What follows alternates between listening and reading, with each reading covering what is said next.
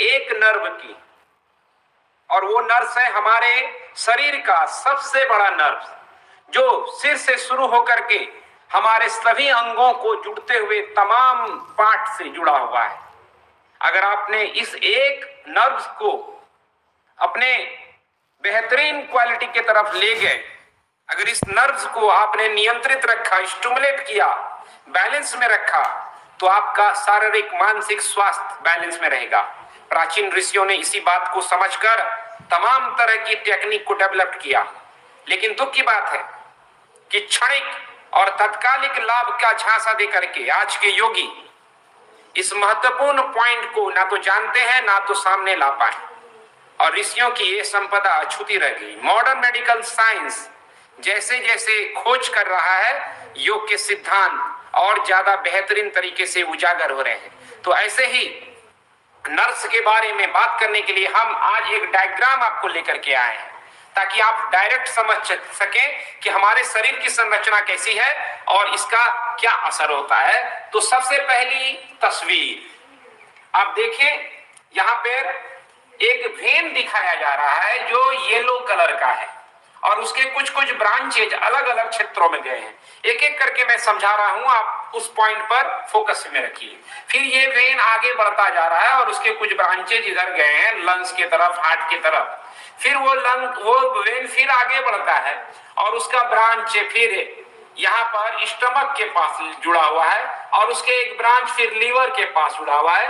फिर ये वेन का एक यात्रा होता है जो स्प्लीन, जो हमारे बॉडी में रोग से प्रतिरोधक क्षमता से लड़ने का काम करता है, किडनी का पार्ट, और ये आते हैं जहां पे हमारा भोजन का रस पाचन होता है और शरीर में ब्लड स्ट्रीम में जाता है, और कोलन का बड़ी आंत जहां पे मलमूत्र का निष्कासन की व्यवस्था रहती है।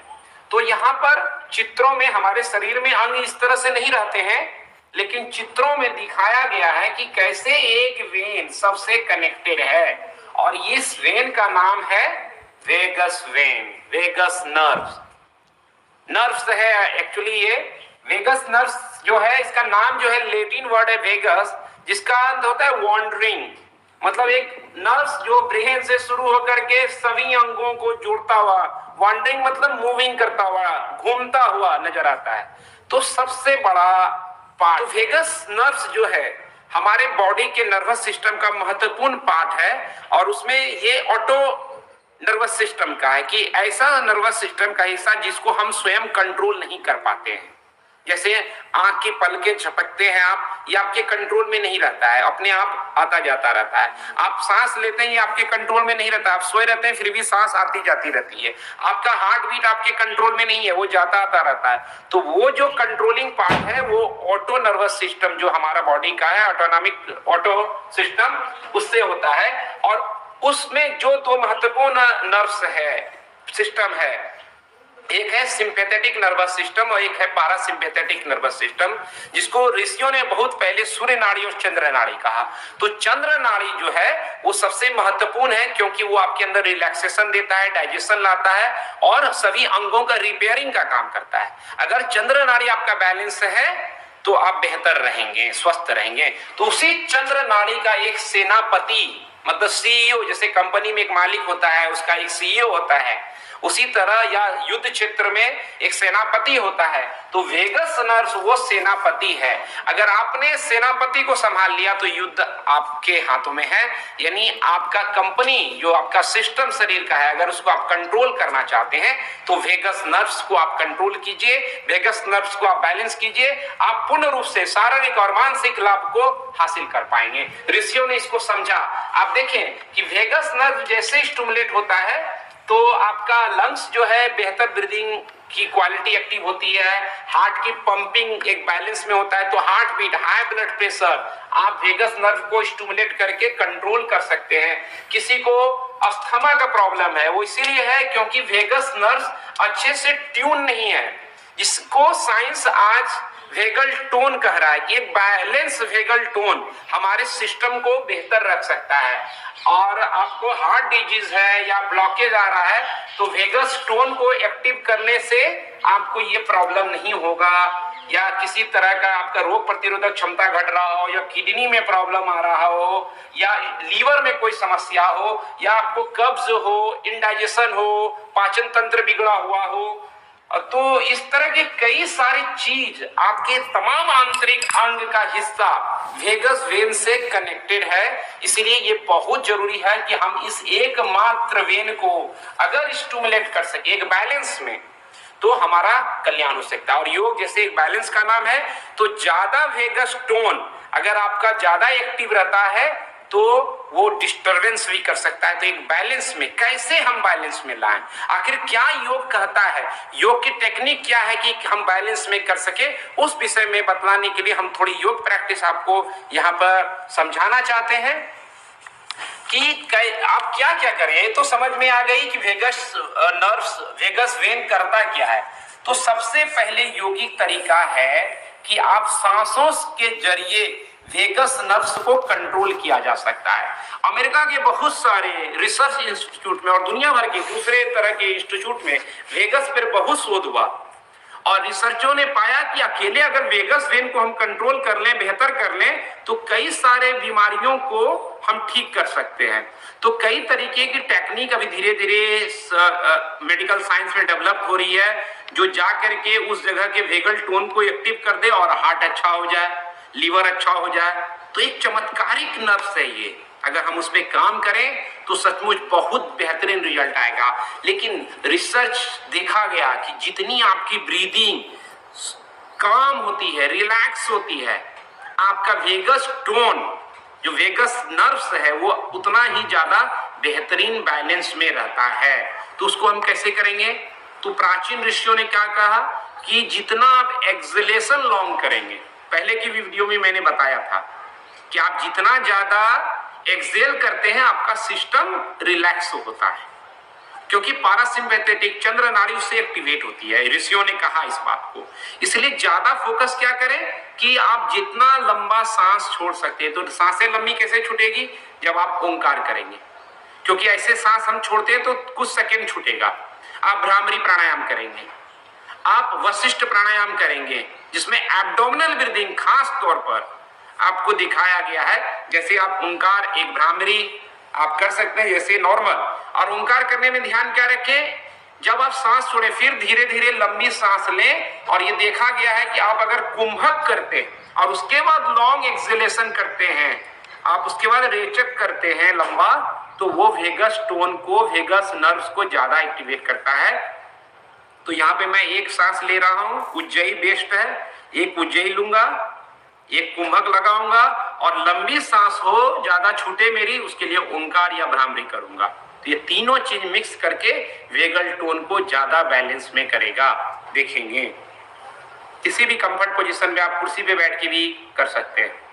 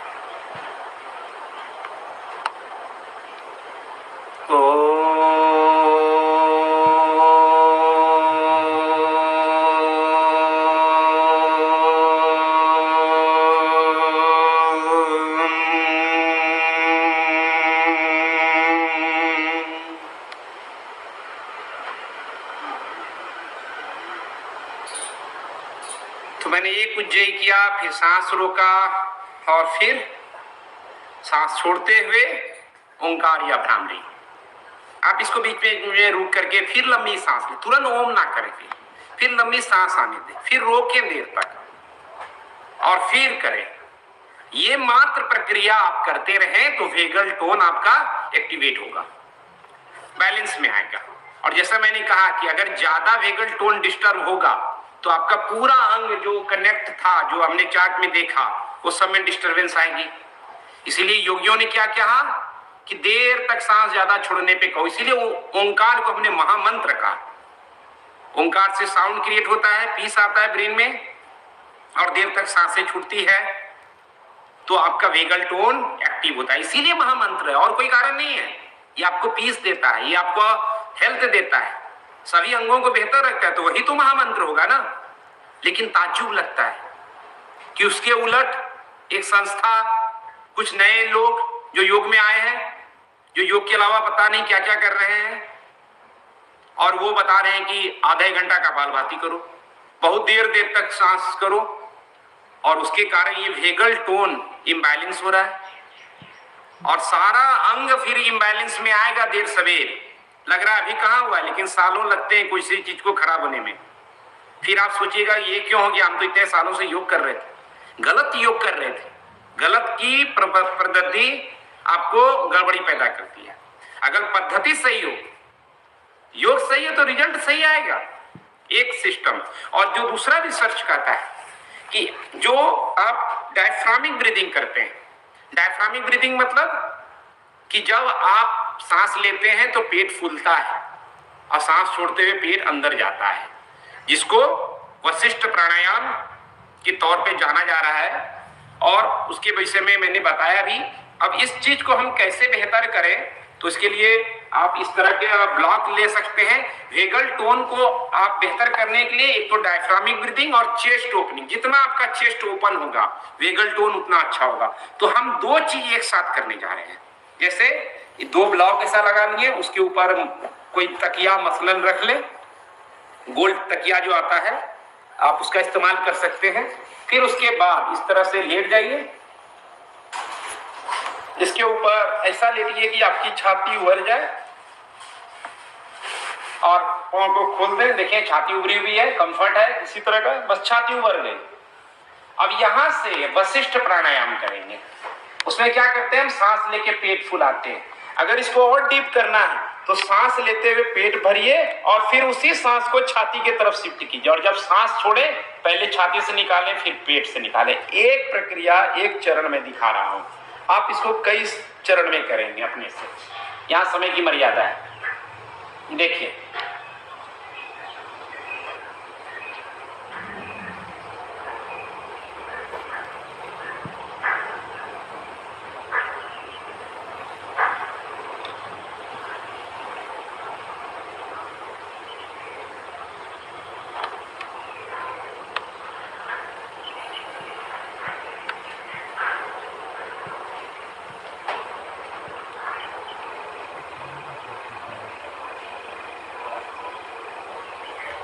तो वशिष्ठ प्राणायाम जिसमें हम चेस्ट खोल सके, वो प्रक्रिया आपको बताया, जिसमें पेट को पहले फुलाना है, फिर उसी सांस को लेते हुए छाती तक ले जाएंगे। तो योगिक डीप ब्रीदिंग, इसका नाम ही है कि ज्यादा लंबी सांस हो जाएगी आपकी। योगिक डीप ब्रीदिंग मतलब जो पेट से लिया गया हो पहले और छाती तक भरे। अभी प्राणायाम में भी कितने सारे लोग ये बता रहे हैं कि नहीं, कोई लंग्स में भरना चाहिए, कोई कह रहे पेट में भरना चाहिए। दोनों प्रक्रिया अधूरी है। पूरी क्या है कि आपका सांस पहले पेट से भरे, ताकि डायफ्राम नीचे आएगा तो ज्यादा सांस आएगी, और फिर वही सांस को आपको लेते लेते छाती की तरफ भरना है। जब छोड़ रहे हैं तो छाती से बाहर करेंगे। तो इस तरीके से तो आप आसनों में क्या कर सकते हैं, बैक बेंडिंग आसन, ट्विस्टिंग कर सकते हैं, इन्वर्सन जो उल्टा आसन, सर्वांग आसन, देखिए इसीलिए कहा गया क्योंकि वेगस नर्व को ट्यून करता है। तो आप उस तरीके से कर सकते हैं। अगर किसी को सर्वांग आसन भी करने में दिक्कत हो तो जैसे मैंने एक वीडियो में बताया है कि विपरीत करनी काफी असरदार है। इस तरह से आप दीवार के साथ लेट जाइए विपरीत दिशा में, और दोनों पैर को ऊपर कर दें, दोनों पांव के बीच में गैप रखिए, और यहां पर भी आप एब्डोमिनल ब्रीदिंग करें। तो ब्रीदिंग की है, चाबी है। तो हर स्थिति में स्लो डीप ब्रीदिंग जितना करें। आप सांस लेते हुए पेट भरेंगे, सांस छोड़ते हुए पेट अंदर। तो इस तरह से, चूंकि मैं वीडियो को ज्यादा और बड़ा नहीं करना चाहता हूं, आप फिर शिकायत भी करते हैं कि वीडियो इतना बड़ा क्यों, हमारी जानकारी ऐसी है तो थोड़ी वीडियो बड़ी हो जाती है।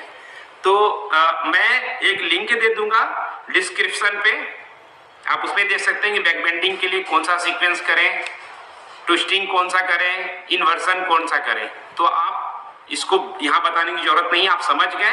ज्यादा ब्रीदिंग पे फोकस करें, उससे आपको वेगल टोन अच्छा रहेगा, और वेगल टोन के अच्छा रहने से आपका पूरा स्वास्थ्य सबसे अच्छा होगा।